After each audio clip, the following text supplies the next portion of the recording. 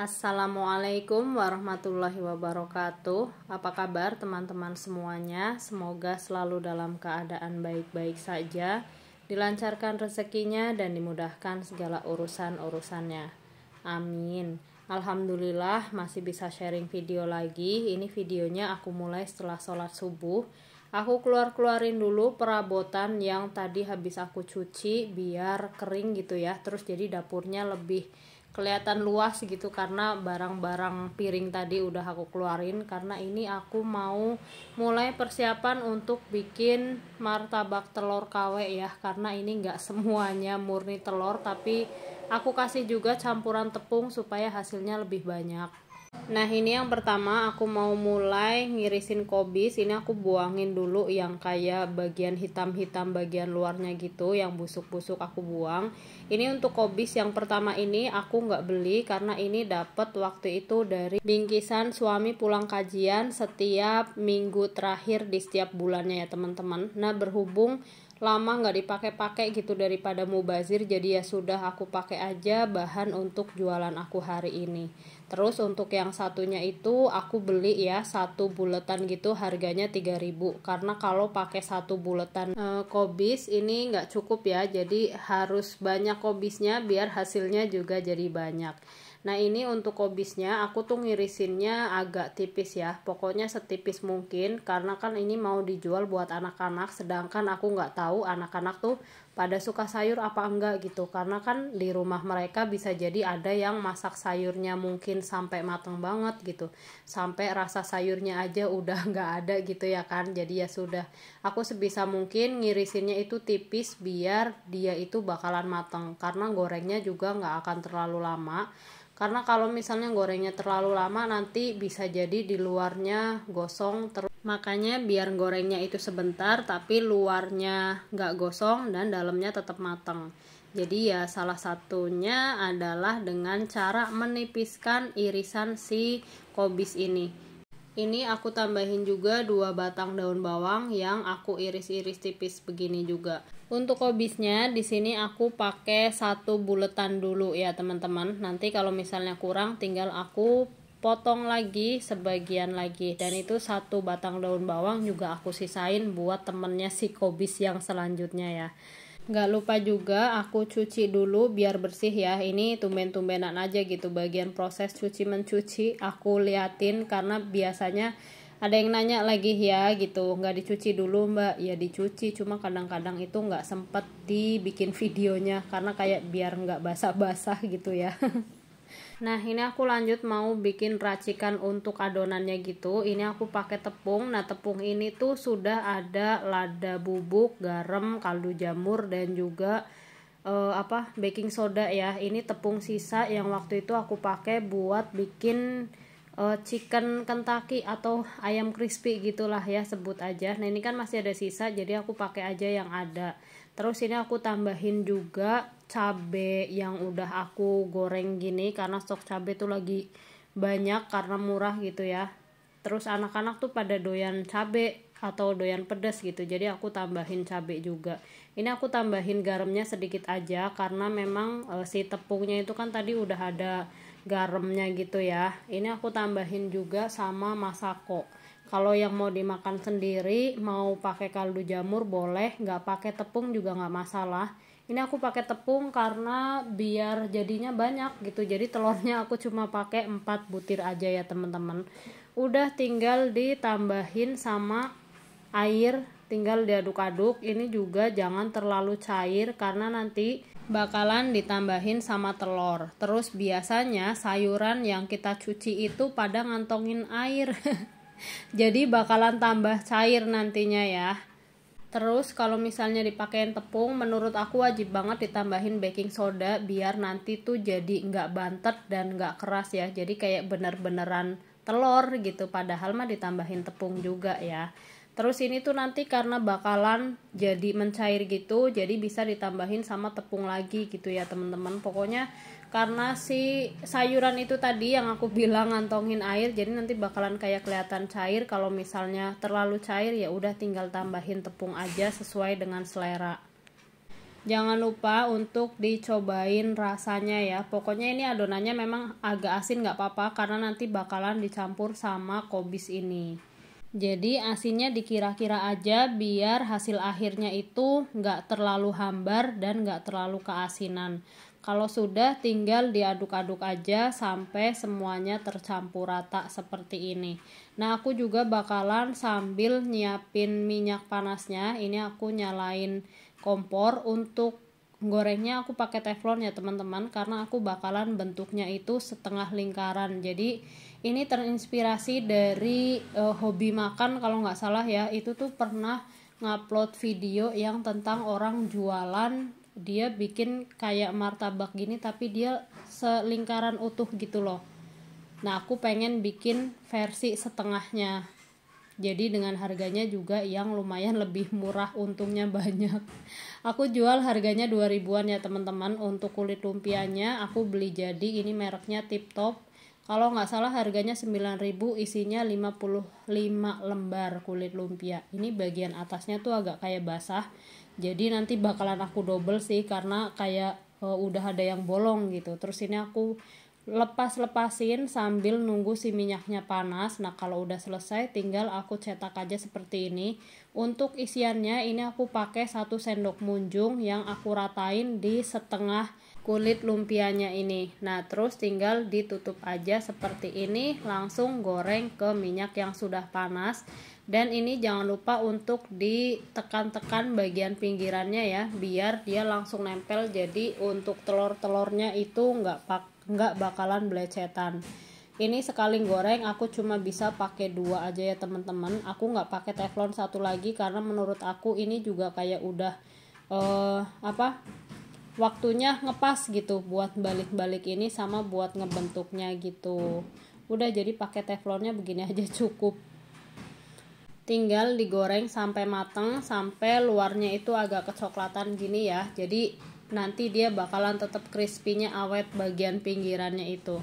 Udah, tinggal diterusin lagi stepnya seperti ini, dibentuk lagi terus tinggal digoreng. Sambil nunggu matang, ini aku juga sambil beresin barang-barang yang sudah nggak dipakai biar nanti lebih cepet aja ya beresnya. Jadi masak selesai, perabotan kotornya juga sudah selesai. Karena setelah masak ini selesai belum berarti pekerjaanku juga selesai ya. Masih banyak deretan pekerjaan yang harus aku kerjain. Ya Allah, so sibuk banget emak-emak 3 anak ini ya. Dan alhamdulillah ini singkat cerita sudah mateng. Terus ini nggak aku kemas di plastik ya teman-teman, tapi langsung aja aku taruh di tempat seperti ini. Jadi bawahnya dialasin sama kertas biar minyaknya bisa netesnya ya ke kertas itu ya. Ini untuk jadinya aku kurang tahu tepatnya gitu ya, tapi 24 lebih gitulah. Nggak pasti jumlah pasnya karena kan pas lagi masak ini udah pada kepo ya kan, kepengen nyobain. Masa aku larang nunggu ada yang gosong baru dikasih sih. Ya Allah, zaman dulu banget ya bikin kue nunggu yang gosong baru boleh makan, astagfirullahaladzim. Dan ini yang dijual itu cuma 19 buah, 19 lembar, 19 apa sih? 19 biji lah pokoknya. Dan alhamdulillah langsung laris. Ini aku tambahin juga cabai, khawatirnya pada masih kurang pedas gitu ya. Ternyata ada juga yang gak kebagian karena ada yang beli 2 gitu. Mungkin memang besok-besok harus bawa lebih banyak lagi gitu. Terus ini dilanjut seperti biasa persiapan buat titip es. Ini aku masih nitipnya es gabus ya teman-teman. Untuk yang mau nanyain resepnya, insya Allah kapan-kapan kalau aku senggang aku bikin resepnya, karena kalau bikin ini tuh berasa kayak panas banget gitu loh. Jadi aku kalau pakai pakaian lengkap kayak berasa males, tapi insya Allah diniatin kapan-kapan aku bakalan bikin juga untuk resep es gabus ini. Dan ini sekitar jam 8 aku lanjut ke sekolah di depan rumah aku. Ini aku mau nitip ke kantinnya. Ini suasananya masih sepi banget ya teman-teman. Dan Probolinggo masih belum kebagian hujan teman-teman. Jadi doain ya biar segera nyusul kebagian ademnya. karena udah banyak yang laporan di daerahnya udah pada hujan. Alhamdulillah, mudah-mudahan berkah ya. Terus ini aku lanjut videonya, persiapan buat bikin makan siang dan juga malam. Ini aku nyuci teri yang lumayan asin. Aku mau cuci pakai tepung beras tapi males ngeluarinnya, jadi ya sudah dicuci bersih aja seperti ini. Kalau sudah bersih, ini lanjut aku tiriskan dan aku jemur di luar biar agak kering. Jadi nanti gorengnya nggak perlu lama-lama ya. Mau masak apa sih aku hari ini? Nah, ini dia. Aku mau masak pare. Ini pare pemberian dari siapa? Dari ibu mertua. Bener banget, pasti udah pada hafal ya. Karena kalau mertuaku lihat pare di tukang sayur tuh kayaknya langsung keinget deh sama mantu tercintanya. Cie.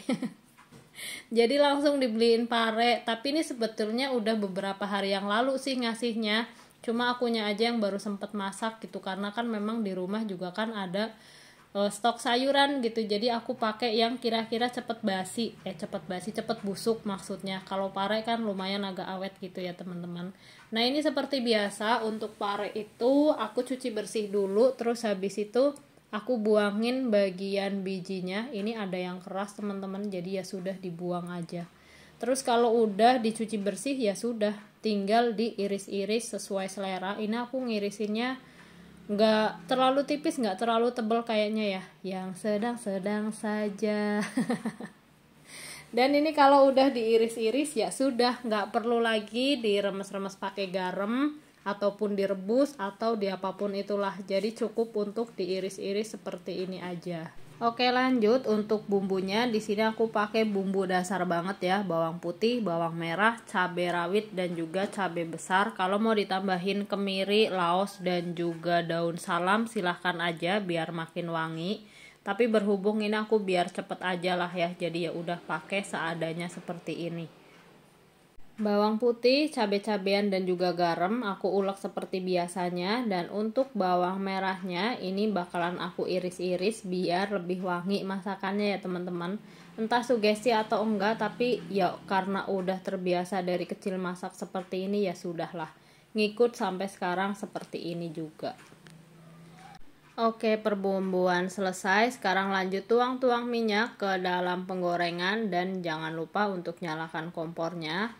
Ini kalau minyaknya udah panas, langsung aja aku cemplungin ikan asin atau teri yang tadi sudah sempet aku jemur ya, tapi memang belum kering banget, nggak apa-apa lah, yang penting gorengnya jadi nggak terlalu lama.